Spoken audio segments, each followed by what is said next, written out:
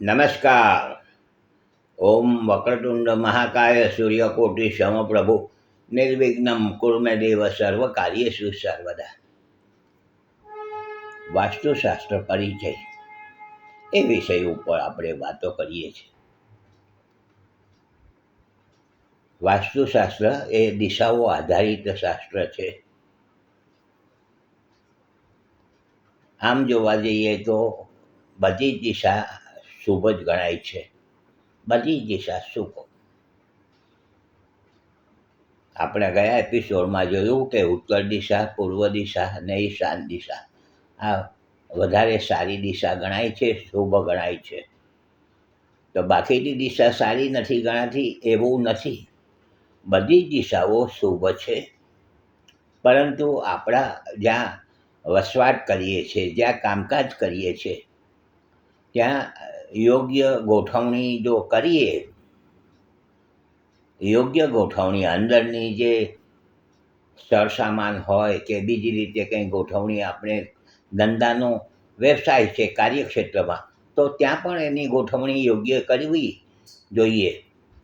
અને વ્યવસ્થિત જો દિશાઓને આધારિત આપણે જો ગોઠવણી કરીએ તો આપણા માટે બધી જ દિશાઓ શુભ ગણાય છે.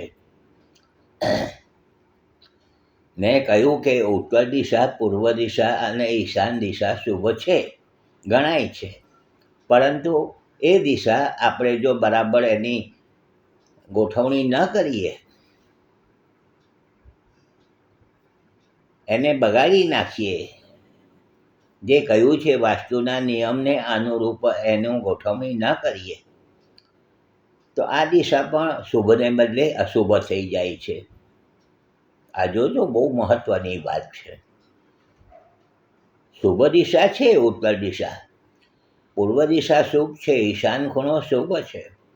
પરંતુ આપણે એ જગ્યાએ જે વાસ્તુના નિયમને આધારિત આપણે અંદરની જે ગોઠવણી કરવી જોઈએ તે ન કરીએ અને આપણી મન મુજબનું, આપણી સગવડ મુજબનું કંઈ કરીએ અંદર, તો આ દિશાઓ ભલે શુભ છે, પરંતુ આપણા માટે એ અશુભ થઈ ગઈ એમ કહી શકાય.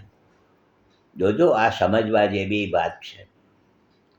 દક્ષિણ દિશા, પશ્ચિમ દિશા, નૈઋત્ય ખૂણો આ બધી દિશાઓ નેગેટિવ ગણાય છે, પરંતુ એની અંદરની જે ગોઠવણી કરવી જોઈએ, વ્યવસ્થિત જે નિયમને આધારિત દિશાઓ, જે વાસ્તુશાસ્ત્રના દિશાઓના નિયમને આધારિત જે કંઈક ગોઠવણી કરવી જોઈએ એ ન કરીએ તો આ દિશા આપણી માટે અશુભ થઈ ગઈ.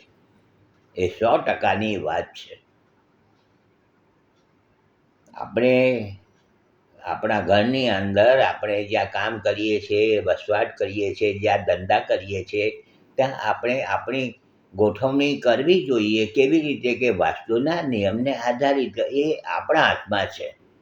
એ આપણા હાથમાં છે. આપણા હાથમાં હોય અને આપણે બધું બગાડી નાખીએ અને મુન્સફી પ્રમાણે, સગવડ પ્રમાણે બધું આપણે કર્યું, તો પછી એના ફળ જે આપણને મળવા જોઈએ, શુભ ફળ, તે નથી મળતા અને પછી ટેન્શનો નવા ઊભા થતા હોય છે. આ મેં જોયું છે.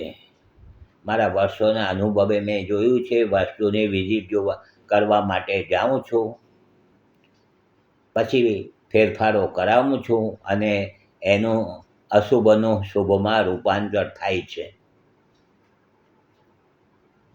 તો આપણે પહેલેથી જ આપણે જો બરાબર નિયમને આધારિત, દિશાઓના નિયમને આધારિત, વાસ્તુશાસ્ત્રના નિયમોને આધારિત આપણે આપણી અંદરની જે ગોઠવણી છે કરી દઈએ, તો મને એમ લાગે છે કે આપણને જે વાસ્તુશાસ્ત્રનો લાભ મળવો જોઈએ, દિશાઓનો લાભ મળવો જોઈએ, તે ચોક્કસ મળે છે. આ બહુ એકદમ સહેલી વાત છે, 100%ની વાત છે. તો આ બધી વાતને સ્વીકારજો, બને તો અમલમાં મૂકવાની કોશિશ કરજો. અને આપણને જો આ વસ્તુ બરાબર લાગતું હોય, સારું લાગતું હોય, શેર કરજો, લાઈક કરજો. કાલે પાછા મળીશું નવા વિચારો, નવી વાતો સાથે. ત્યાં સુધી હસમુખલાલ ઝવેરીના સૌને નમસ્કાર. જય શ્રી કૃષ્ણ. ઓમ નમઃ શિવાય.